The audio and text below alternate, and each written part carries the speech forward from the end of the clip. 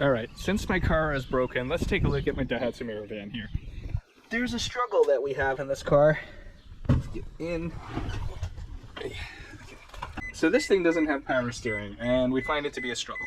So let's see how many turns to lock it takes. This is 1. Oh, come on. 2 full turns. Okay. So it's a lot of cranking to kind of get this going, especially when you're doing like parallel parking and just trying to get out of parking spots, like the perpendicular spots at the store or whatnot. And when you're moving, this thing is okay, but slow speeds, this is quite heavy for what it is. And it's really loose, so there's a lot of play in between. That may be how the car is. That's annoying. So I found a way to resolve this, I think, or in theory resolve it. I discovered that power steering was an option on the Miras. Not so much the vans, even though that's an L500. Maybe it was an option, I don't know, let me know if you guys know. But on the what do you call it, the hatchbacks, they had power steering. The power steering motor is mounted right here. This looks like it's electric assist, so that's really nice, handy. There are many of these for sale, actually. I think I paid like $400 for this one just because the wiring harness is intact. There are a lot of them where the plugs are cut and you could just re-splice them and whatnot. I didn't want to deal with that. This also came with the power steering computer. I don't know if that is required, but here it is. On a side benefit here is these tie rods are actually in better shape than the one that's in the car. So maintenance and an upgrade. I'm just making a little video on what's going on over here for like updates and whatnot on the situations over here at Anything Wheeled. The anti-roll bars are here and causing me mayhem. I have 1, 2, 3, 4, 5, 6, 7, 8, 9, 10, 11, 12. Is that correct? 1, 2, 3, 4, 5, 6, 7, 8, 9, 10, 11, 12, 13. This doesn't add up. Anyways, you can see how this is a problem. They are available in my shop. They are for the Mazda Autozam AZ-1 and the Suzuki Cara. They're the original specifications for the Mazdaspeed, like, optional bar. Actually, let's visit the library over here. This guy. Oh, I ripped the sleeve. Right, gotta get a new one. Hello, I hope you don't mind that we're browsing your literature. No, go ahead. Yeah, that's weird. Okay. This is one of the original Mazdaspeed brochures where you can buy like all the accessories for your Mazdaspeed AZ-1 or just AZ-1, I guess.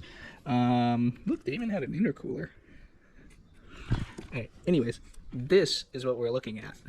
These were upgrade bars. They were 28 millimeter in the front and 22 millimeter in the rear. So percentage wise, I don't know off the top of my head, but they were like more than 50% stiffer and that kind of stuff. And unfortunately, I haven't been able to really test it in my car, but just driving around the block a few times, you could definitely feel it. It is really good. And what's really cool is some of my customers that have bought this stuff already, I like hearing feedback from people that buy my stuff that I get made, and then they tell me, oh, it fits great, oh, there's nothing wrong with it, or oh, there is something wrong with it, and then we'll figure it out if there is a problem. I haven't run into that yet, thank God. So 2 people have tested it so far, and they really love it, so that's awesome. So get yours here if you haven't gotten one already. Please help me make that go away, or at least reduce the amount I have. There's also 3 in Europe. I had the foresight to send 3 to Europe, and if somebody in Europe wants one, at least it'll come from Belgium and it'll be okay. Thank you a lot, Jeffrey, for kind of facilitating storing them for me there, even though it's just 3 sets. Autogiano has reported that they've received all 15 sets for Japan. So you're a Japanese viewer, your authorized vendor is Autogiano. You can get them straight from Autogiano. It's local in Japan, so shipping was great. I'm sure shipping 1 pack of those from here to Japan is not great. So that's why Autogiano is there with their 15 sets available. Continuing the updates around here, I want to let you guys know, if you don't see my post on Facebook already, there's bad news about the weather seals and the door trims and the glass trims, whatever, all that stuff.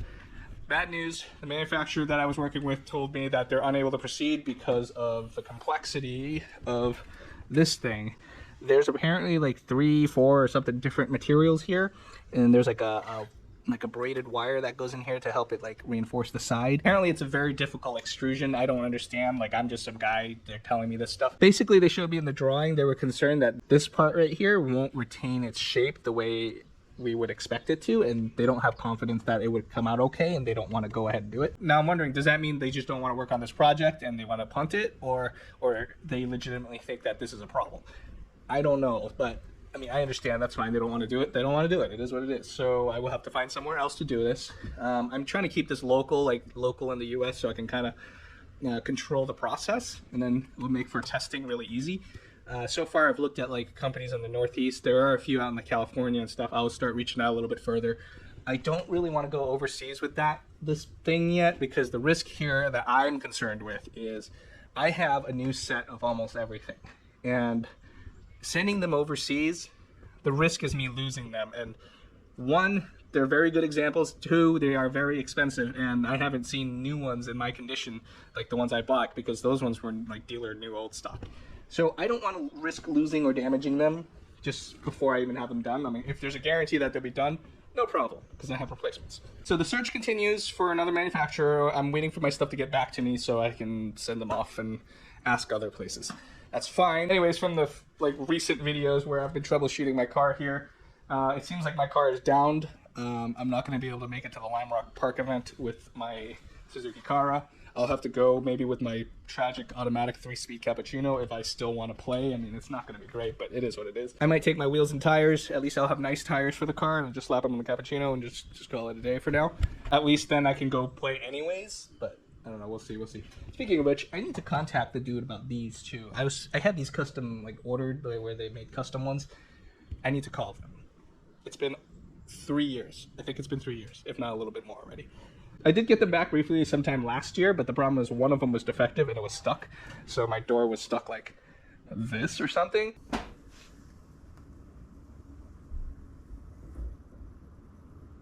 Huh. Which, thank God, it was stuck like this, because if it was stuck closed, oh my God, I don't even know what to do at this point. So yeah, fingers crossed about that. Upcoming projects. I'm going to do the Daihatsu Mira van. I'm going to do spark plugs and the wires. I'm going to go buy some from Japan. Well, at least the wires. I don't know if I can find any here. That's fine. Maybe that'll make it run a little bit better. It's probably needs a tune-up. It also needs an oil change and stuff. I could show you guys what that's like in a Daihatsu Mira.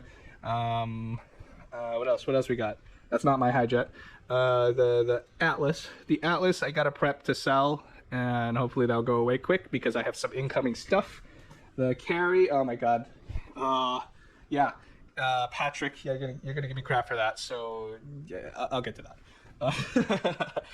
Now that I know this is screwed, I can probably put more time into there and hopefully get it out of my garage. So you've heard me complain about the Daihatsu Mira being slow. It is slow.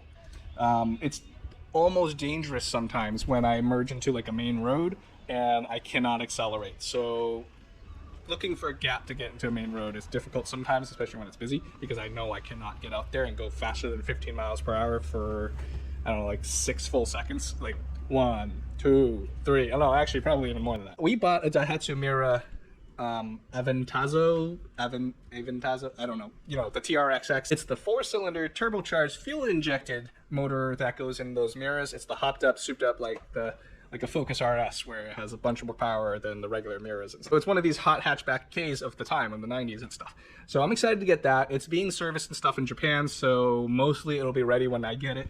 And then that way I can theoretically unbolt the subframe from one van and the hatch and just switcheroo. I know it's not going to be as easy as you think it is. It might be easier than that deal, but I'm pretty sure it's not going to be straightforward. So I'm going to need to swap the cluster. I've read that the cluster isn't the same, so it might not fit in the dash.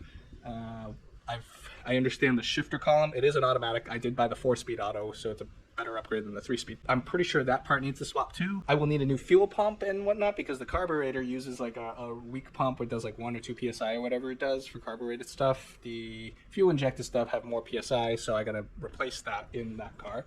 But other than that, that should be straightforward. As straightforward as this genius idea right here. This is probably harder because it actually doesn't fit in the van. We know it fits. People have done it in Japan, so there's some hope. Back over here, I'm super excited because I want to get rid of the Atlas so I can have space for what's incoming. It's a big white truck, kind of like that. It's also diesel.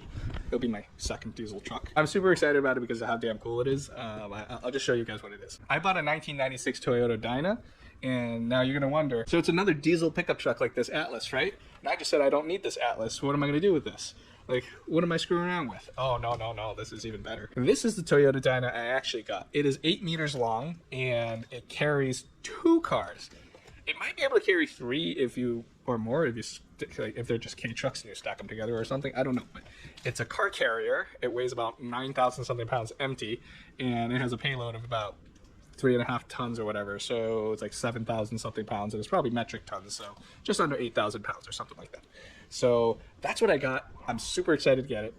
Like, what am I gonna do with that? I don't know, but it's awesome. So I'm gonna do some shenanigans. Some people have been telling me I should load this on top, put the doors up, and I don't know, put the cappuccino on the lower level too, and just drive it around. Like, that risks damaging my door, so maybe not do it. Not driving it around with the doors open, at least. So now I'm thinking of the logistics of this truck. I want to go pick it up, and it's like right between like a bunch of things I need to do. There's the Lime Rock event, and then there's a trip. I'm going to Nashville for a little bit. I'm going to the Lane Motor Museum, take a look. I've been told to visit there, and I understand that they have an AZ-1 there. That's cool. So I want to see the weird like French things that they have. I've recently gotten into like weird French cars, Citroens specifically. I don't think I'll buy one, but I want to see. Now, in between those two things, this truck and the Mira is going to Newport News, Virginia, and that's about a 10-hour drive from me up here in the Boston area. That's going to be rough. So my plan is I'm going to fly to Norfolk for like $90 and then Uber over to the port.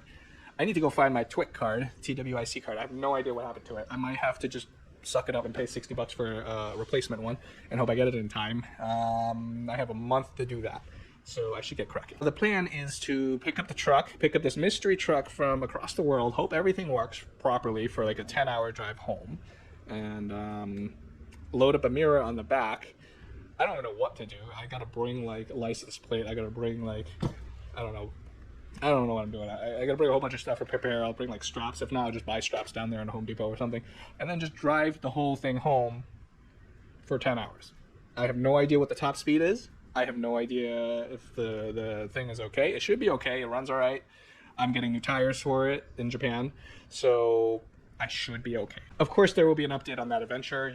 I'll make a video of the entire road trip back. Hopefully everything's okay and I don't die. I got to talk to a mail carrier over at a supermarket nearby, and he told me, he was curious like what was in here, because he's like, oh, I've never seen one of these here and whatnot. So he looked like he was Japanese. I didn't ask, but basically he was telling me that back in the day in Japan, they were using these to like haul kindergartners to like daycare school or whatever, right? So they would have like a bench set up here on both sides, and they would have like 6 kids just kind of chilling back here in the bread box off the school. You see that light kind of peeking through the door hole there? That whole lower part of this door panel kind of is the same way, so exhaust fumes kind of come back in here when you're driving. I was smelling it when I was hanging out back here. You can see this hobo like van setup here. We got this wellness mat. This is excellent for kind of chilling back there because the floor is really hard. The pillow is it's so-so. I mean, it's better than no pillow, I guess. So we have an idea here. We bought a futon. I measured out this thing. We Googled some cheap futons on Amazon, and it's supposed to come today, so let's see.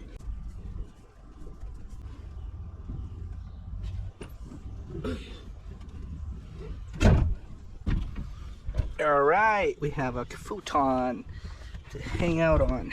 All right.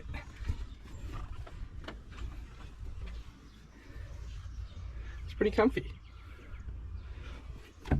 Just kind of, I think I'm gonna have to finagle something to kind of maybe put like D-rings in the extra holes, and I can like strap it down to these D-rings or something on the side, something like that, just to secure it.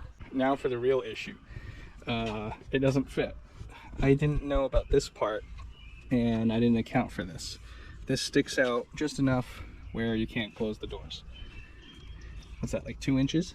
2 inches or so? This is where they originally want you to mount the legs. But over here, there are holes for you to mount. Like you can buy 2 of these futons and you can link them together, and you get like a sofa thing, but I could screw the foot right into that same hole. So that recesses this all the way in here. Theoretically, I could just cut this. I could cut this right here all the way across. I put this board back over here, like I'll like open up the fabric and just cut this, and then wrap the fabric back over it. With the seat folded up though, you get the forward room, and you can pull this futon up enough. See, like I'm this much further in now, but then we can't use that. You can now be able to close the door.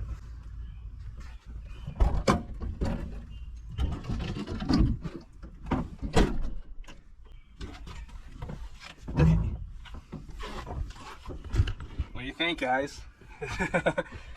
This seems legit. It's a little bit sketchy, but okay. Here we got the light on. Now we can see. All right. See what it looks like over here. It's the blue color. It kind of matches this seat. Not really. It's a little darker. But this was on sale on Amazon. It was like 80 bucks. It was worth a try. Now we have like a big couch seat back here. I don't have to sit on the floor and roll around anymore. I mean, yeah, there's no seat belt. I also have to anchor down this seat, but just kind of moving around in it. Not bad. That's it for today, guys. Please subscribe, hit the bell button. That way you guys will get notified for when I upload the new videos of all these upcoming things I just talked about. Thank you for watching. I'll see you guys next time.